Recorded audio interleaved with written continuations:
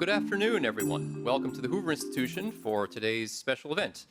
My name is Josh Rao. I am a senior fellow here and chairman of the Fiscal Policy Initiative and the State and Local Government Initiative here at the Hoover Institution. Here at Hoover, we conduct evidence-based research that illustrates how individual liberty, private enterprise, and limited government improves the human condition, safeguards peace, and limits government intrusion into the lives of individuals. As such, it's a great honor for me to introduce our guests for this afternoon's fireside chat. Our director, former National Security Advisor, and the 66th Secretary of State, Condoleezza Rice, and Florida Governor Ron DeSantis. Governor DeSantis has spent the entirety of his adult life serving this country and the people of Florida, from the COVID-19 pandemic to his policies on education, immigration, and technology. His decisions have shaped not just Florida policy, but the national conversation as well. A self-described native Floridian with blue-collar roots, he was elected as Florida's 46th governor in 2018. From 2013 to 2018, he served in the U.S. Congress, representing Florida's 6th congressional district. Prior to politics, Governor DeSantis worked his way through Yale University, I'm also an alum, where he was captain of the varsity baseball team. He graduated with honors from Harvard Law School. While in law school, he earned a commission in the U.S. Navy as a JAG officer and later deployed to Iraq in support of the SEAL mission in Fallujah and Ramadi. Since Governor DeSantis took office in 2018, Florida has tripled the savings rate in the state's rainy day fund and retired 50% of its taxpayer-supported debt. Surely that contributes to explaining why Florida has a AAA bond credit rating, better than the U.S. federal government's AA-. Given that the federal government spends more on interest than on national defense, and as I'm fond of pointing out, interest payments could easily rise to over 40% of all non-Social Security tax receipts over the next 10 years and possibly much more, I'd say Governor DeSantis is setting a terrific example for our leaders in Washington. We are truly honored to have you here, Governor DeSantis. Join us here today for an in-depth discussion on governance policy and the principles guiding your leadership. Ladies and gentlemen, please give a warm welcome to Director Condoleezza Rice and Governor Ron DeSantis. Thank you. Well, thank you very much. And Governor, I'm going to ask you to start by introducing some very special guests among us. Yeah, so we have our wonderful First Lady of Florida. My wife, Casey, is here. And we've actually brought our daughter, Madison, in 3rd grade, Mason in 2nd grade. We do have our kindergartner here. She's with one of our with our babysitter, because I don't know if she could sit through this discussion without causing, but they are, full disclosure, very big Florida State fans, and so they're going to be at the football game with us tomorrow night. Yes, thank you. Toward the end, I may ask the governor about intercollegiate athletics, but I will not ask him for a prediction on tomorrow night's game. So, Governor, I want to start. We sit here at the Hoover Institution, and as Josh mentioned, our founder, Herbert Hoover, who was, of course, President of the United States at one point, believed very much in the power of private enterprise, the power of individual liberty, and the power of limited government. And we are, as a country, about to celebrate our 250th anniversary for the revolution that led to the United States of America. We had some work to do before we would become the country that we are now. But I'd like you to reflect, as you did in your State of the State, on some of the bedrock principles that have made the United States what it is, how you think about it as a governor, because, of course, the Founding Fathers were devoted to federalism. As a matter of fact, the Reserve Powers Clause left to the states everything that was not reserved to the federal government. I've often said, Governor, that they put the federal government in a swamp between Maryland and Virginia, and then they moved back to the state houses where they thought things would really happen. But can you talk a little bit about the foundations of this this nation and how you find inspiration from it as governor. Sure. Well, it's interesting. So, like, we're really leaning into America 250 in Florida. So I've got counties named after founding fathers. So I'm airdropping like Franklin statute into Franklin County. We just did, I got Jefferson there in Jefferson County. I've got a great George Washington statue in the state capitol. You know, some of these other states have mothballed their stuff. So I'm buying Alexander Hamilton at a discount and putting him in Hamilton County. So we're really leaning in it. But I think we're doing it because I think it's an important time to reflect. One, just what a monumental event in human history was. I mean, our founding fathers, they wrote, "We pledge our lives, our fortunes, and our sacred honor." They were not just, when they signed the Declaration of Independence, popping off on social media like we would do today with like no consequence. No, when they signed that document, they knew the penalty for failure was death.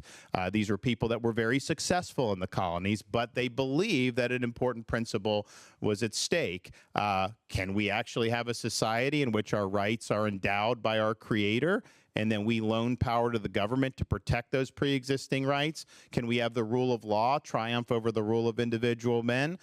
Can you have a society in which government's power is limited? Or are we forever as human beings destined to live under various forms of despotism? Because they had studied the history of every republic and the history of the world, and the only thing that really united all those experiences was that every one of them had failed. So they really believe it fell to us as Americans to determine these questions once and for all. Can you govern yourselves? And when Benjamin Franklin walked out of the Constitutional Convention the decade after they signed the Declaration, he was asked, did you give us a republic or a monarchy? And his answer was instructive, because he said, a republic if you can keep it.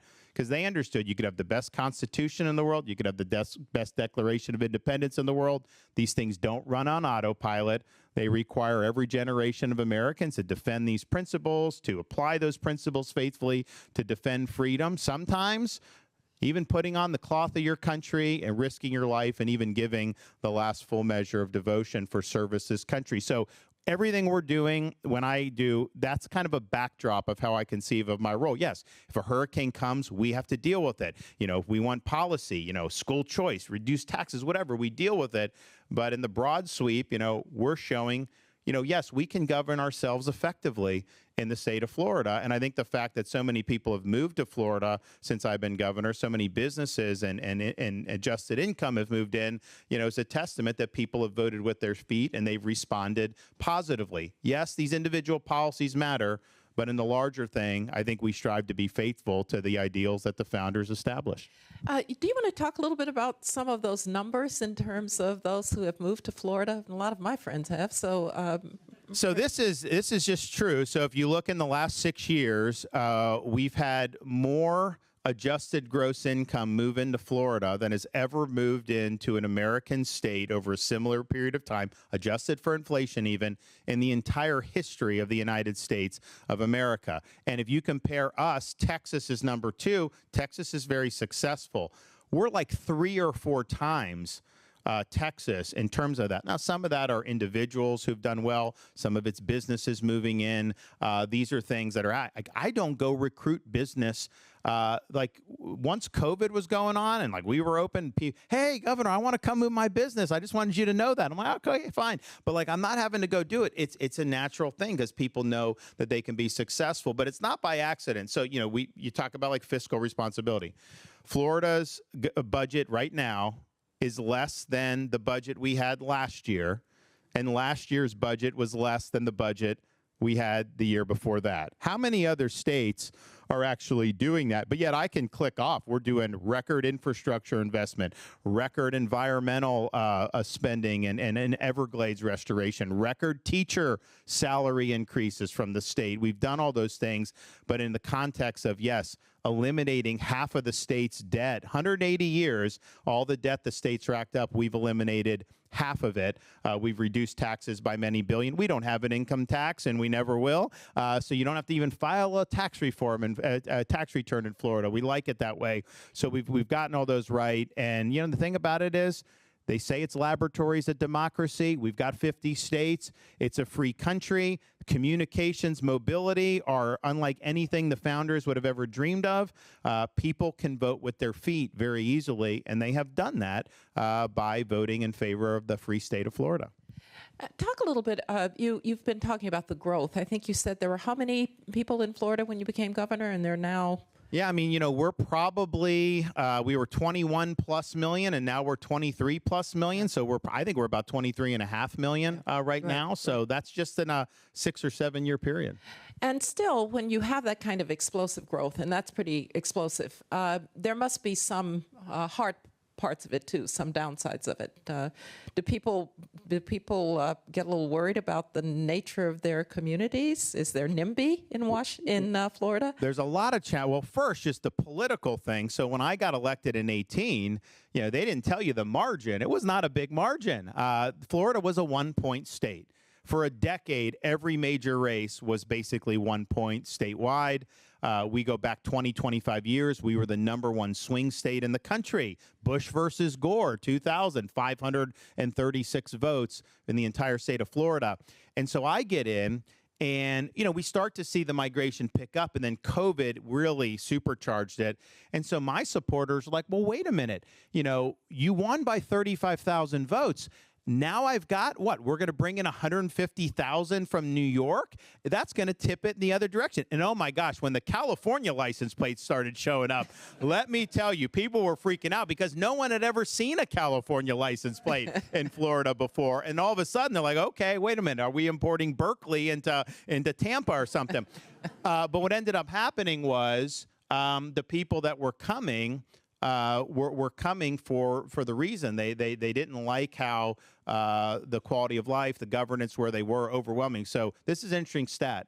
If you look at all 49 other states since I've been governor, and you look at the people that have moved from each of those states to Florida, all 49, Vermont, New York, California, Illinois, more Republicans have moved to Florida than Democrats have moved to Florida. And so our state, which was a swing state, we went from a 1-point state to a few years later, I got reelected by the biggest margin that any Republican's ever been elected in a governor's race in the entire state's history, 1.5 million vote margin, 20-point. And then now we had more D's than R's when I got elected. Now we've got 1.3 million more registered R's than D's. So just the political thing, there was concern about that from that. But then just the practical, I mean, the reality is like it can get crowded.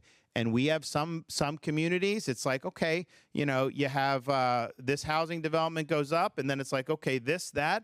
What about traffic? What about all these other things? So I poured like $7-8 billion from our surplus into accelerating projects. So we had projects in the queue for the 2030s that I got started, last year, let's say, and it'll be done 5, 10, 15 years ahead of schedule, which is great. But that's just to keep up with what's going on. We've had to build a lot more schools. So there's positive, but then there are challenges. I will say most of the people that have moved since I've been governor are people that are not consuming a lot of services per se. So they come in and they're taxpayers. And so clearly it's a net from a financial, it's a net benefit. But just when we basically had a decade's worth of growth in like a 3-year period, right? And so, yeah, I mean, there are challenges that come with that, no question. Yeah. You mentioned the call on social services and the like. You have tried to do some things to decrease the dependency of the average Floridian on kind of government services. Can you talk a little bit about that? Because this whole question of how one gets to fiscal responsibility, a lot of it is around entitlements. So what we had an approach, and my wife really deserves credit for spearheading it, to means-tested welfare, that, okay, a bureaucrat interfacing with somebody in need does not have a great track record of actually lifting that person in need up to a pathway to be self-sufficient, independent, and successful. I'm not saying it's never happened, but most of what happens, it's just human nature, creates kind of a culture of dependency. We said, look, we've got a lot of resources exterior to government in Florida. Our churches, our synagogues, our businesses, our charities, even individual volunteers. We want to enlist them to be able to help people in need. And so my wife created an initiative called Hope Florida, where when you go in, we started with child welfare. that bureaucrat is no longer just trying to get you on government program.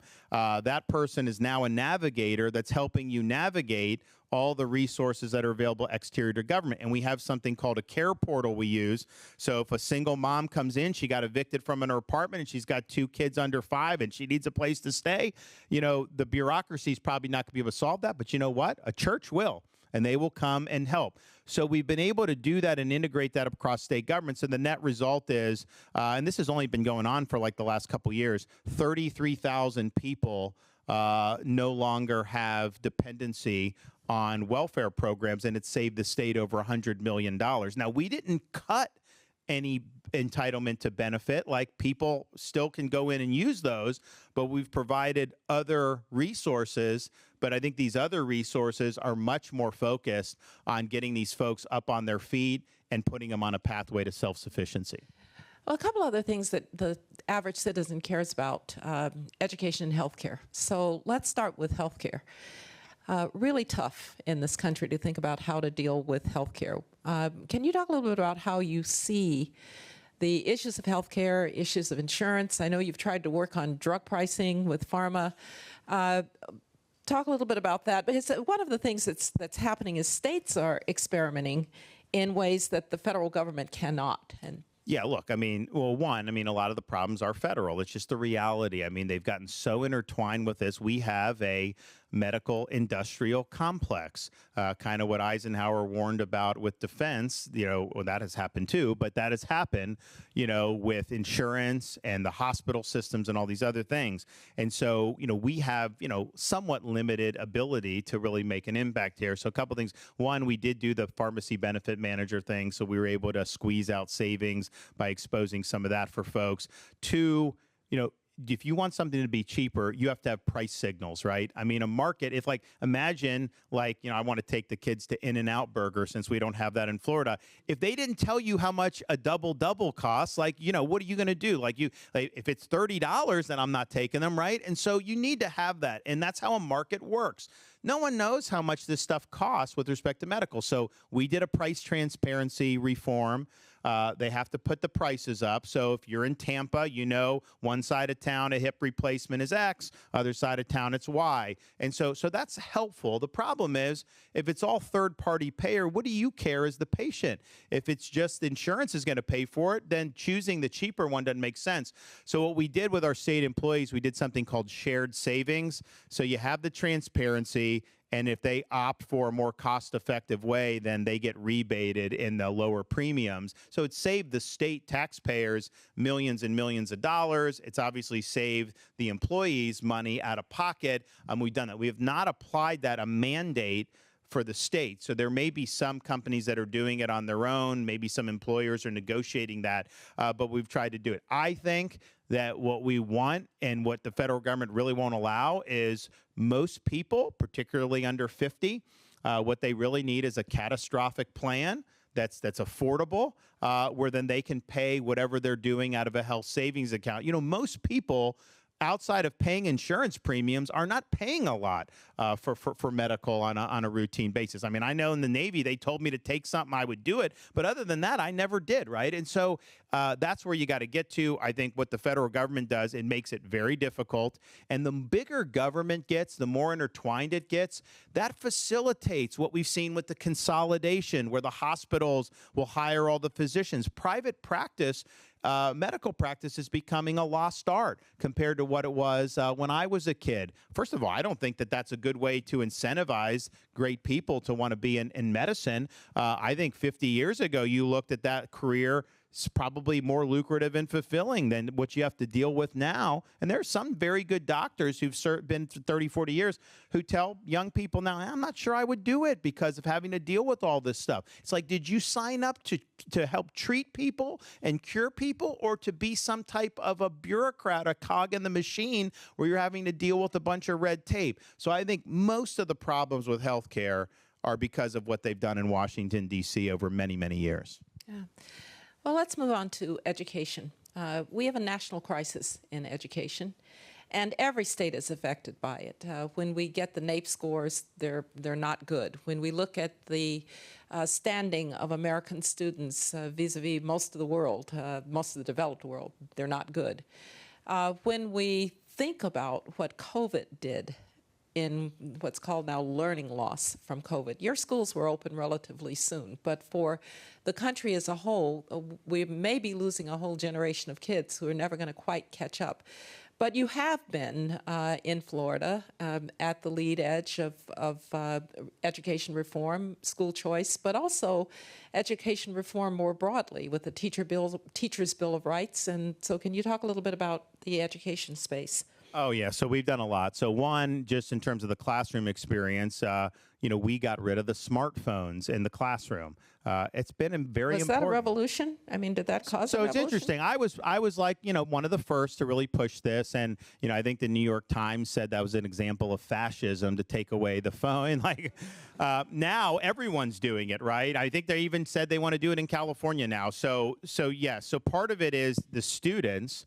And I don't think it's a coincidence that the last decade hasn't been great, because I think a lot of this with being on text, social media, and all that stuff. So we've done that. But I think it's also good for teachers. Who wants to dedicate their life to sitting in front of a group of kids that all have their face buried in the phone? I mean, and so our Teacher Bill of Rights was basically like, you have a right to be there where the kids are paying attention, where they're not distracted by these devices. You also have a right to have an orderly classroom. And if somebody's disruptive, you have a right to discipline the students. And so I think that's important, because we want teaching to be something that people wants to do.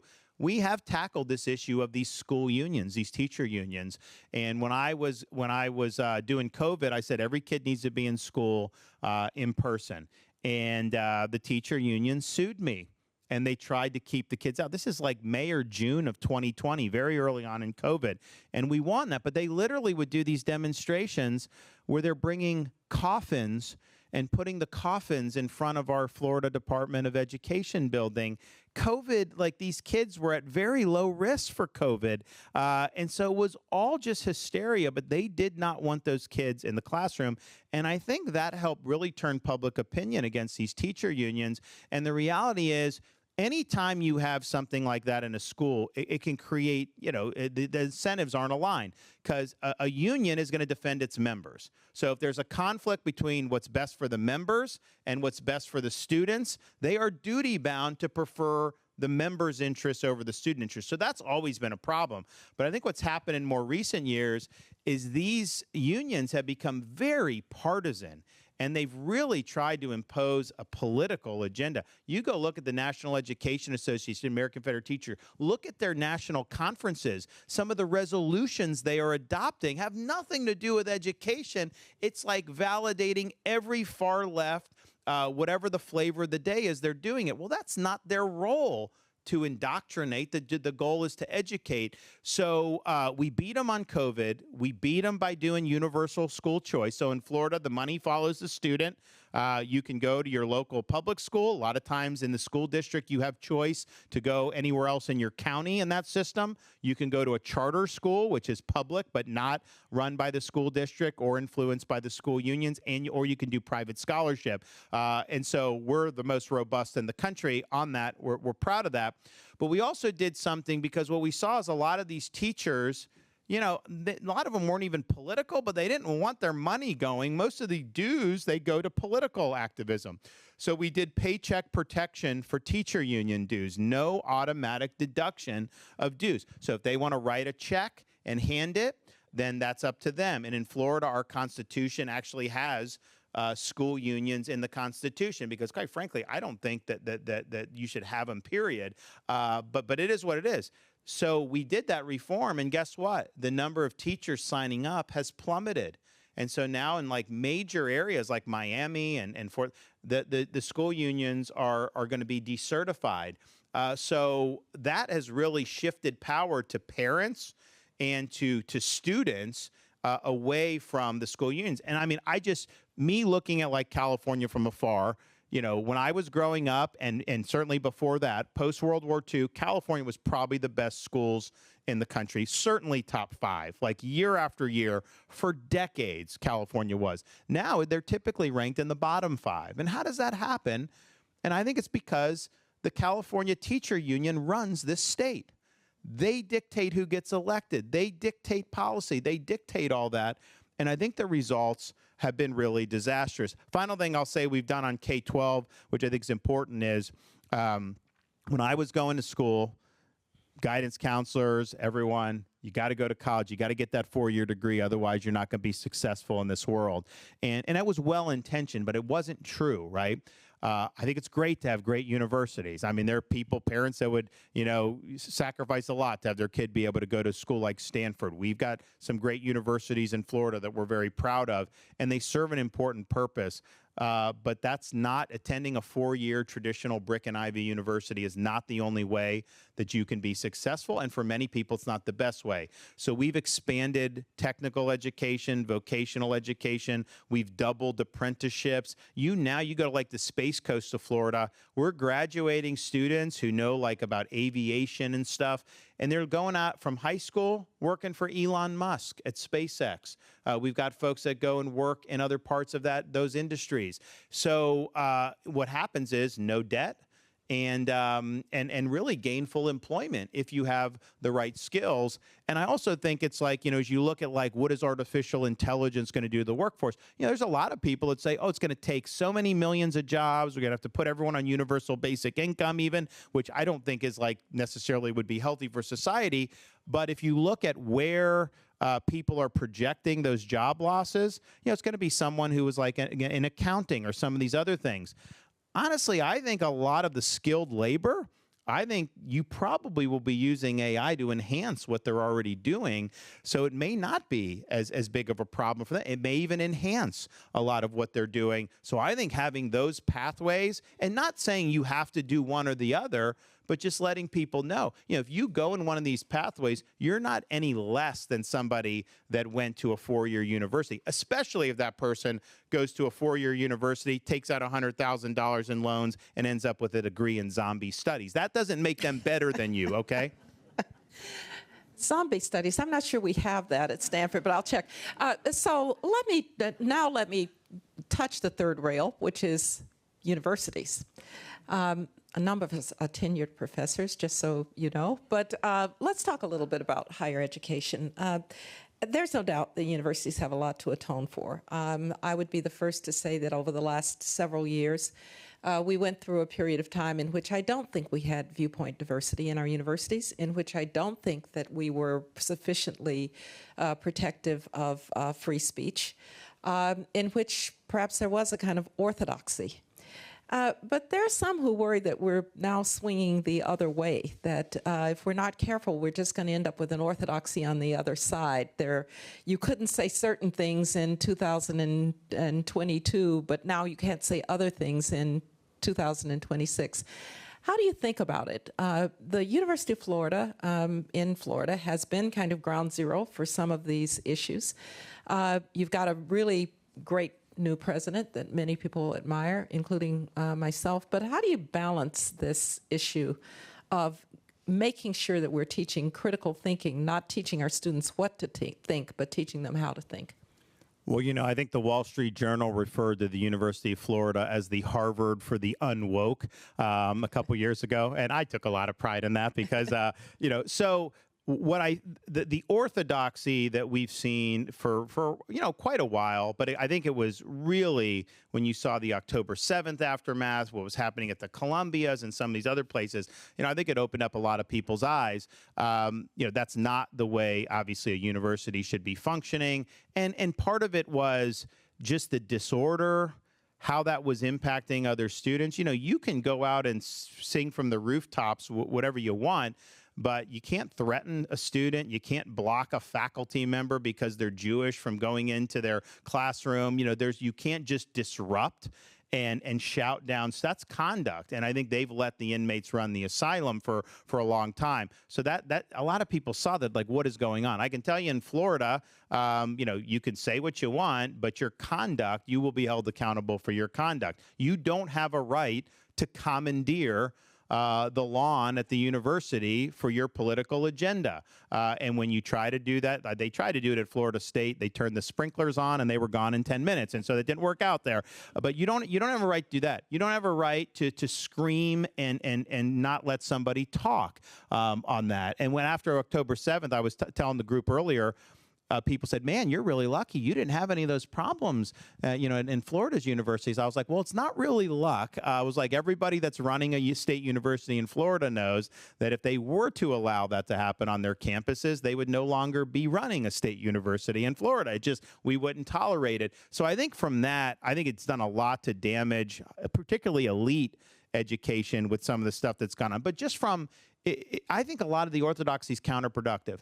You don't want to be graduating students who never have their assumptions challenged, who are able to just kind of parrot the party line, regardless of what side. You want people to be able to think critically. That's one of the reasons why we've done a lot of speech and debate now in Florida, in our high schools. We have a massive program now. We didn't used to have that because, if you have to stand up and make an argument on something, you can't just be buried in your phone. You can't just, no, you got to get up. You got to try to persuade people. I think that's important, but I think it's even better if you're told, you have to argue the other side of that issue. So maybe you're somebody that hates firearms. You think the Second Amendment's not good. No, you got to argue in favor of the Second Amendment and why that's important in a republic. Then you got to get outside your comfort zone, and you have to do that. So, I want to see a wide variety of viewpoints. I want to see people's orthodoxies challenged. That's what really we're doing at the University of Florida, or in our Florida State University system. But I think the reality is the muscle memory has gone in one direction on the left for so long that, we got to consciously try to figure out, how are you going to be able to do things? So, you have Hoover here, which is obviously very famous and has been well regarded for a long time. We've started things like at Florida International, we have the Adam Smith Center. Miami's the Gateway to the Americas. Pretty much any center-right former head of state in the Western Hemisphere has gone and spoken there, talking about economic freedom, talking about the rule of law. Really been great for students. We have a small public liberal arts college in Sarasota called New College. I got elected. I had someone say they wanted to talk to me about New College, and I didn't know what it was. I was like, why do we need a new college? We've got enough colleges. No, it's this place in Sarasota. Well, it was like a Marxist commune. I mean, left of the left, no grades. The test scores had gone down. It was supposed to be our top honors college. So I put conservative reformers on the board. They did things like eliminate some of the, the woke studies stuff that they were doing and said, you know what, we're going to be focused on the classical mission of a university. But you know what they do? They bring in people to have big debates. They bring in conservative speakers to debate liberal speakers. We've had some very famous people on both sides of these issues come in and now go to New College and are doing it. And now the enrollment is swelled. The test scores have gone up. And honestly, it's like, if that's your cup of tea as a parent, I know there's like Hillsdale, some of these others. Would you rather be in Michigan in January or Sarasota in January visiting your kid? So it's really good. And at University of Florida, we have the Hamilton Center for civic leadership. And basically, we want to be good stewards of the values that have built Western civilization. That should not be a lost art. That should be something that's central. It's not really Republican or Democrat, and it shouldn't even be left or right, because this is the foundation that has made the United States successful, that has made the Western world successful, and we should embrace those values and those things. There's nothing new under the sun. The values that our founding fathers put forward to found this country, they didn't just make them up. This is born out of really conscientious study of the sweep of history. They drew from religion. They drew from enlightening thinking. They drew from a lot of different things. But I believe that those principles were not time limited. I think they're enduring. And I think they're just as relevant today as they were then. Now, you have to apply them maybe differently, different circumstances. You got to make sure you're faithfully applying them, but they are just as relevant. So that's what I want. I want our universities to be a place where the Western tradition is upheld, where people can debate these really significant things. And yes, focus on, I mean, obviously you guys are doing a lot of, really important stuff in science and technology. We work really hard. Our engineering stuff has gone up, all this stuff. We have one of the NVIDIA supercomputers at University of Florida. One of the founders is an alum. He did it like 6 years ago when the stock price was a little less than it has gotten to. But so we have that. So we embrace that, but it's got to be rigorous. And I believe there's right answers, right? Like we do not want to be in a situation where truth is relative, because it's not. So I think we're doing it right in Florida. We've had to push in a different direction. And I think sometimes that ruffles feathers in academia. But honestly, I think a lot of what we're doing used to be just what everyone thought you would get on university campuses. So you mentioned Hamilton, and he actually is my favorite founding father. Kind of questionable lineage coming from the Caribbean, maybe America's first immigrant. So, well, John Adams called him, was a derisive name. Yeah. He said he was the bastard son of a Scotch peddler. Exactly. And says a little bit about kind of who we are as Americans, that you could have Hamilton and the supercilious Adams in the same body. But I do want to talk about immigration, because we are a country of immigrants. We are made better by the fact that people have come from all over the world to be a part of us. Believing where you came from didn't matter. What you want to do when you get here matters. And you've been pretty tough on immigration. I think everybody understands what was happening at the southern border. Can you talk a little bit about how one messages now the immigration narrative of America at a time when sometimes the pictures are of a different approach to clearly illegal immigration? But I go around the world, and people are worried. Is America still a place that you're going to be welcome if you want to come, if you want to be a part of this great experiment? Yeah, so it's interesting. When I first became governor, a very close race, right? We have probably the most diverse state in many respects. If you look at, ethnically, regionally, I mean, I know California, there's a couple others, but we're certainly up there. And, one of the things I did was, okay, I'm law and order. I want to do, we're not going to allow sanctuary cities, because I think what's saying, you see it now, how bad, they think that they can be immune from federal laws that are on the books. I said, that's not happening in Florida. So I did it, and people said, you're making a big political mistake. The Latino voters are going to revolt against you. They're going to hate it. And first of all, I didn't believe that, but I also knew, like, as a leader, I got to just do what's right for the state, right? And I'm willing to take hits if I have to. So we did it. We do it. Oh, supposedly controversy. The media, they would like try to pull it, right? And every single time they pulled it, the number one demographic in Florida that supported what we did were the Hispanic Floridians. They wanted to make sure that the rule of law was upheld. So I never bought into the idea that somehow if you do immigration enforcement, that somehow that was going to alienate. Because honestly, when Biden opened the border, it was those border towns that suffered more than anybody. I mean, just absolutely overwhelmed. So I think we went from a situation where you were supposed to assimilate, and the immigration was supposed to be beneficial to the American people, into one where the border was open, I think, to fulfill a political agenda of the far left. I don't even know how much Biden even knew, that was going on. But to do what they were doing, knowing, and another thing, so we would have, when Biden was president, I sent people to the border to help. It wasn't as successful as we'd hoped, because the feds control so much. And so then and then we paid for transport, including Martha's Vineyard, which got news, right? Because obviously, you do that.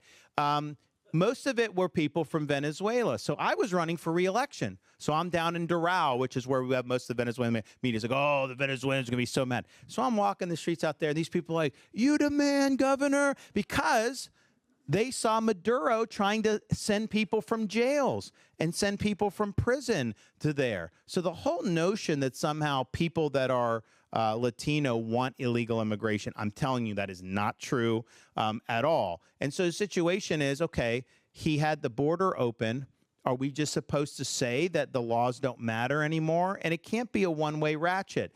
I wanted to do more when Biden was, and the courts would say, no, no, no, it's a federal responsibility. You can't interfere. But how is it okay for the reverse? When the federal government wants to enforce the laws, but then California can just opt out, LA can just opt out, it doesn't work as a matter of the rule of law. And so I think that, we did the thing. So basically, we did this thing in the Everglades because we have an airport there. And so people can come and the feds fly them out. Oh, they were so upset about this. But the DHS said, we don't have enough places to process people. We need to do this. Can you help us? So we did. They'll reimburse you. So we did it. And the media, and I'm like touring this before they go in. And I'm like, they've got this, that, the other thing, like way, way more stuff than you would expect. And I'm like, you're really doing all this? Like, how much is going to cost? And they're like, listen, Governor, we want to make sure, like, we don't want the media to be able to attack us and saying we're mistreating people. I said, they are going to do that no matter what. Trust me, they will. And that's what they did. And so, I've been there. I knew it was fine, but I didn't really go out because honestly, if people think somehow maybe it serves as a deterrent. I don't know. But the people that have gone through there, these are people by and large that already been ordered through our system to be deported, right? So how come as a U.S. citizen, if the court orders you to pay you have to do it, right? How come they wouldn't have to do it? So that, and then you had a lot of people with criminal records. So I think the enforcement stuff as things that we've done has been beneficial. I think it upholds the rule of law. And I also think it's just a situation is, we have limited housing supply. We have limited services, schools, all this stuff. It does impact the communities when you have open borders. Now, in terms of the broader question, why are you doing the immigration? Is it a foreigner has a right to come? Some of these people say that they're entitled. I reject that. No foreigner has a right. Just as imagine if I went to France and said I have a right to be in France and work and they would laugh at you, right? And so we're not citizens of the world. We're Americans, and that needs to mean something. I don't think mass immigration, we can't just reproduce like Mogadishu in the United States. That's not going to work. What Europe has done shows you the wrong way to do immigration. We have in a situation where if there's situations where that can help the American people, we're the best place in town. We have an ability to leverage that. But I think the way it's been applied, particularly with Biden and to a certain extent Obama, to be honest with you, has not been conducive to assimilation and has not been geared towards helping the American people do better. And I kind of felt like most of American history, it was always about, what's going to be best for the people that are already here. I think President Trump is trying to reformulate that. I think the media is going to attack. They're going to demagogue, and we'll see how it all plays out. But making sure we're upholding the rule of law, making sure that our citizenship really means something, and making sure that we're incentivizing people to do it the right way, I do think are important. Great. Well, thank you. I would ask you, not for a prediction for Saturday night, but I will ask you the following. How do you feel about the Seminoles? Mason, I see Mason standing up here. Mason's a big Seminole fan. So I got elected governor in 2018. He was 9 months old. Madison was 2 years old. Our youngest wasn't even born yet. So they know Tallahassee, and they've kind of grown up being there. My wife and I were not Seminoles or anyone else. I mean, I played baseball for Yale, as they mentioned. My wife did equestrian at College of Charleston in South Carolina. And so, we were there, and like as governor, I want them to do well. But these kids would go to games, and so they became very rabid. 2 years ago, Florida State was undefeated, and it was like, wow. Then the next year, they went from no losses in the regular season to 2 wins. this kid was at every one of those home games. Like, he was the only one in America in November of 2024 that was excited about playing, Charleston Southern or whatever. I mean, he was very excited. So they beat Alabama to start the season, and it was like, oh, man, we're off to the races. This is going to be great. He was very excited. His sisters were very excited. They won a couple other, more modest games.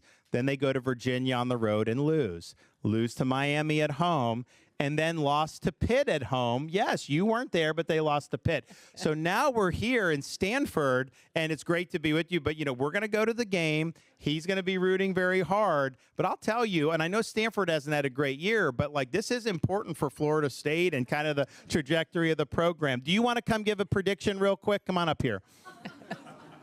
All right, so I don't want not only who's going to win, but what I want to score. Florida State versus Stanford tomorrow night, game time 7:30 Pacific. Who's going to win and by how much? Well, first of all, I want to talk about Ethan Page. No. Well, he knows his football. Go ahead. 28-21 Florida State. Okay. Oh. You can take that to the bank. You know what? Good job, buddy. You know what? I'll take it. Yes. Well, he did. He does his predictions, and we'll post them on our social media sometimes. College football playoff. I don't know how many games total are there, but he got all but two of the whole playoff correct. And the ones he got wrong, he picks with his heart sometimes and not with his head. And he knew Ohio State was going to beat Notre Dame, but he picked Notre Dame because he likes Notre Dame better. Well, as a domer, I appreciate that. All right, we have a couple of questions from some of our students for the governor. So let's see. Darius, where are you? Good. Hi, over here. And so, Darius, tell us what you're studying. I'm studying international relations. I'm a sophomore, Governor. So my question is, I'm from Singapore, and I've been watching geopolitics, current affairs really closely. My question is, how do you see the U.S.'s role in the Indo-Pacific when countries may be suspicious of China but do not want to choose between the U.S. and China? Well, I think we have an important role in the Indo-Pacific. I think the Indo-Pacific is the premier theater right now for U.S. international relations, precisely because China is the closest thing we've had to a true peer competitor. I mean, if you look at the Cold War, the Soviet Union was a peer competitor in terms of nuclear arsenal, but if you compared their economy to ours, it was in a different galaxy.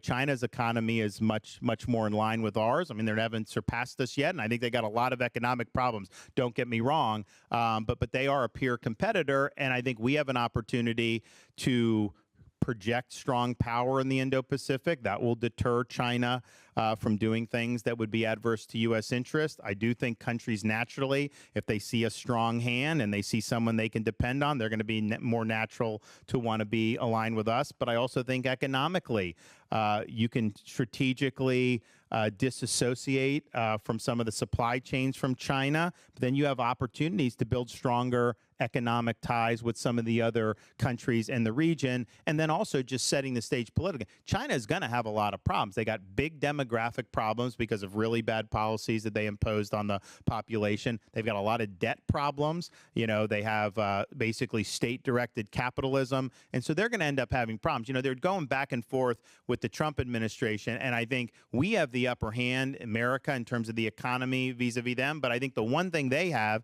is Xi basically has a higher threshold for pain because the only thing he cares about is keeping himself and the CCP in power. If people suffer, that really isn't a big deal. He only cares about it as much as it may weaken, insofar as it would weaken his grip on power. So that's going to continue to be an issue in terms of the economic, but I definitely think in terms of our military, that is the number one theater for us. Thank you. Malik. Good afternoon, Governor. Thank you for being here.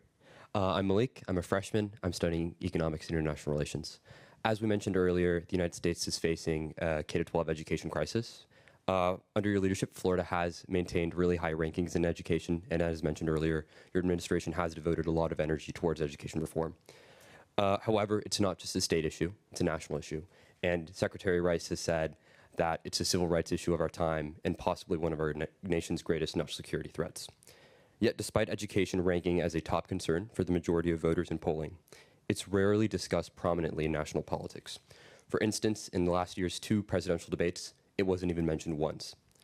In your view, what do you believe it will take to make much-needed education reform a true priority for political leaders on both sides of the aisle? Great question. So, well, one, just Florida. So I talked a little bit about school choice, but listen to this. I mentioned charter schools. So these are public schools, not run by school districts.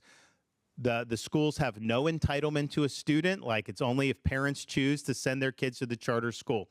We have about 400,000 kids in Florida that are in charter schools, and that's more than the K-12 population of a number of states in this country. If our charter population, which is lower income than average student in Florida, a higher percentage of both African American and Latino than the average school in Florida, if that were its own state, it would rank top 5 in America for student achievement.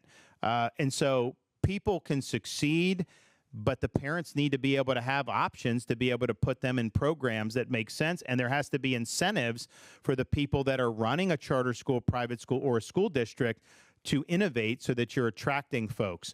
And so we've shown that the school choice does work. And guess what? As we have done more school choice, our school districts have had to innovate because they're battling for students. And so we've created, I think, positive incentives. Now, federally, the one thing I think the Department of Education, no mandates, just get out of our hair as a governor. That's kind of my posture. The one thing they did, it's not going to be through the Department of Education, is they have this school choice tax credit program now nationally. And, I believe education's a local and state. I don't want the federal government involved in it. But on this one, I'm actually supportive of it because you're never going to get school choice in Chicago. You're never going to get school choice in San Francisco. You're never going to get in some of these places, most likely, because of the school unions, right? And so this is going over the top rope, basically, offering these scholarships. And I think what it'll be is a corporation can check off some of their income tax. It goes into a fund. I mean, I'll tell you, you do 10, 15 billion a year, which you could raise easily through the checkoff. You would be able to do, I think it's about 100,000 kids for every billion. I mean, you're talking about hundreds of thousands, millions of kids maybe, depending on how much across this country. I think that can potentially be very positive. They got to make sure they administer it properly. I think it's going to be done through the Treasury, but it's been something that I've been supportive of for a long time. So stay tuned on that. They got to make sure parents know about it. They got to make sure that it's administered. In Florida, all the parents know now about ours is called Step Up for Students is the one that runs it. I want Step Up. I want Step Up. They'll ask for every private school, do you take Step Up? Do you take Step Up? We have some elite private schools that don't take the scholarships. And that's basically, I think it's more of an elitism that they're trying to do. It's a demographic play. But most 95% take our scholarships. I think you're going to see new schools come up in places like Chicago because they have a guaranteed source of funding that has nothing to do with the local government or the state government or the teacher union. And I think it potentially be very good. So on a national, you got to be careful with the federal government, but on that one, I think that's an appropriate way to use the tax system. Thank you. Aston. Hi there, Governor. Good afternoon. My name is Aston. I'm a sophomore here studying political science. You spoke of the Constitution's founding, and the Constitution grants the federal government the right to wage war, to negotiate with foreign powers, and so on. So what role do you think states and governors will have in addressing current or future national security issues, especially given their international implications? Thank you. What's a great question. I mean, obviously, the chief executive, commander-in-chief, has so much power when it comes to foreign affairs and the conducting of foreign affairs. The Congress obviously has ways that they can constrain that or further that. But the president really has huge sway there. We don't have as much at the state level, although there are some things you can do. So, for example, there's a lot of concern about the CCP buying up farmland and things that could have really significant impacts. We ban the CCP from buying any land near anything critical in Florida. No farmland, no land near military bases, none of that. That's been very positive for us. And it also applies to the Venezuelan regime and other hostile, but I think China was the one that was really doing that. And then we've also done a lot to police what some of these questionable regimes are doing in our universities. We want transparency. We don't want this stuff happening where it's all opaque and it allows for negative influence on there. So that was really something that's been path-breaking, and it's sad. I mean, you will see in different universities around this country, you'll see people that end up getting brought up on charges for foreign espionage and foreign influence. And so, we've really worked hard to stop that in the state of Florida. So I think we have roles. I think it can be impactful, but it is not going to be a substitute for the federal governments and where the Constitution vests. But I will also say this. When I first became governor, I was not necessarily that hot on traveling to foreign countries. I think we did my first 4 years as governor. I think we did one trade mission, in 4 years.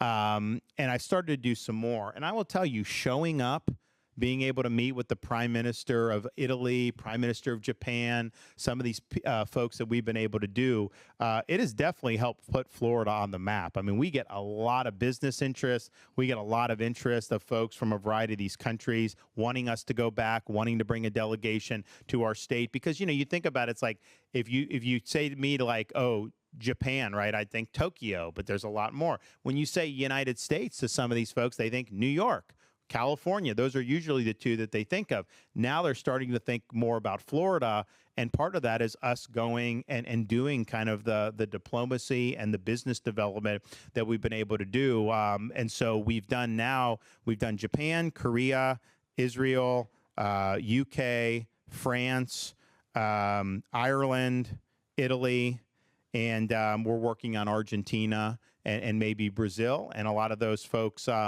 that we've gone to want us to go back. And I mean, I'm sure Connie knows more than anyone.